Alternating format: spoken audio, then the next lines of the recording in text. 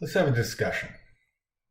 This is one of these little tripping points and just confusions. You may have seen it in an algebra class, and if you were similar to me, I wasn't trying to catch the point. I was just trying to figure out just how to get the right answer. Now we kind of have to know what's up, like what's happening here. Because we have a reaction where I want to do this too and just say that the square root of x squared, I want to try and do this and just say x. But that's not always true. Let me show you how that's not always true. Let's take it. We'll take the square root of something squared and we'll look at what it equals. So all I have to do is choose a negative number. And it won't equal itself when it pops out, right? Let me put in a negative number, -2. Problem is that thing equals 2. And -2 sure as hell doesn't equal 2. So what do we do? Well, you actually kind of have to know something about x for you to make yourself a statement. I mean, because really what this equals? What does this equal? Well, shoot. This actually equals the absolute value of x. That's what it equals. It equals the absolute value of x. Okay. Weird shit. Weird shit. Are we all right? We all good? This is the case, right? Because square roots, they can't pop out negative numbers anyway. That shit has to be positive. It's got to be positive. But how would we write this? How could we write that for a negative number, right? Is that right? So maybe we do this. For x less than 0, we look at this negative, we take the square root, we take the square root of x squared. And you know what the answer is? -x. It's -x. Watch. Isn't -2? X equals -2 from right down here. Right? That's less than. So our x value inside of there, that was less than 0. That means negative. X less than 0, that's negative. Just telling you, that's just negative. So once it pops out, it says change its sign. Just because it says negative doesn't mean it's actually going to be negative. You're changing its sign. Hitting something with negative changes its sign. So we say that our answer is, oh, over here, it's actually going to equal that -x.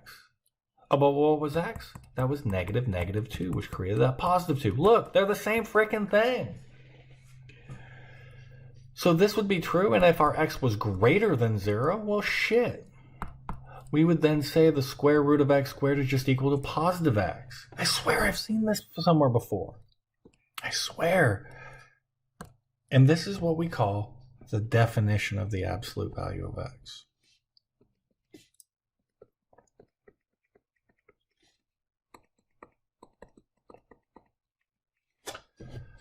Okay. For the x greater than 0, it just popped out x. So for the x greater than, we include equal in this one. It just equals x. When x is less than 0, when you have negative shit, you got to change its sign when it pops out. Because you can't have a negative number come out of the square root. You got to change its sign. That's what that little negative means. This right here, don't stress. That doesn't necessarily mean negative. It says change its freaking sign. Because if x is already negative, that's turning this into a positive number. That's a positive number. Even though it has a negative on the front of it. So that's why these line up. There's a little game. That's like absolute value of x. I'm telling you, absolutes are not your friend in calculus. These are things you have to know these rules. You got to have this little piecewise function down. And we'll just go one more. Maybe we can tie it together with what the shape of the graph looks like as well. So let's put these two things together. Now with the graph, the absolute value of x, it looks like this. It's just a v. This is our parent function, all right? Just rolling with our parent function, a little y and our x. Look at this, our little axes and shit. We're good to go. And it works like this: 1, 1, 2, 2. Right. This thing all works out. You know what this thing looks like. So let's go read the top. When we have a positive value of x, like, or when we have a positive value of x, like 1, it says the answer is just itself. Oh, yeah, 1. The height is 1. So when the x value is 1, the y value is 1. Okay, cool. All right. Now it says if your x is less than 0, let's go with -1. Let's look at this one. It says all you got to do, x is equal to -1. That's less than 0. It says just go change its sign, and that's going to be the y value. So when we change the sign of -1, that becomes +1. Oh shit, you mean this height right there?